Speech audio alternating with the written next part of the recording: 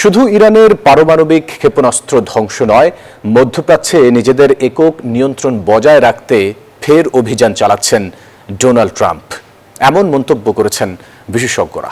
পাশাপাশি তেল সমৃদ্ধ এই অঞ্চলটিতে চীন ও রাশিয়ার প্রভাব খর্ব করাও মার্কিন প্রেসিডেন্টের অন্যতম লক্ষ্য। আলোচনার মাঝপথে ইরানের বড় ধরনের যৌথ সামরিক অভিযান অপারেশন এপিক ফিউরি শুরু করেছে যুক্তরাষ্ট্র ও ইসরায়েল। ট্রাম্প প্রশাসনের দাবি, ইরান যেন পারমাণবিক অস্ত্র ও দূরপাল্লার ক্ষেপণাস্ত্র তৈরি করতে না পারেই সেজন্য এই অভিযান।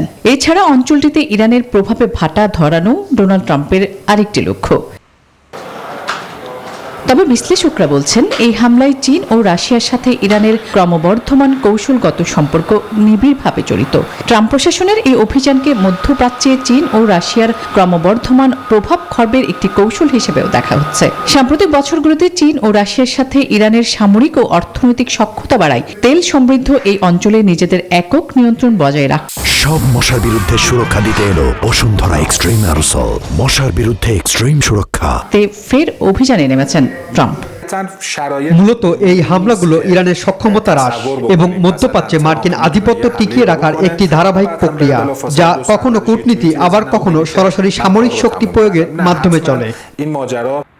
ইরানের উপর রাজনৈতিক ও সামরিক চাপ সৃষ্টির মাধ্যমে একটি বড় ধরনের আঞ্চলিক যুদ্ধ এড়ানোর কৌশল হিসেবে এই অভিযানকে ব্যবহার করতে পারেন ট্রাম্প, এমনটাও মনে করছেন অনেক রাজনৈতিক বিশ্লেষক। আসমা তুলি, নিউজ 24।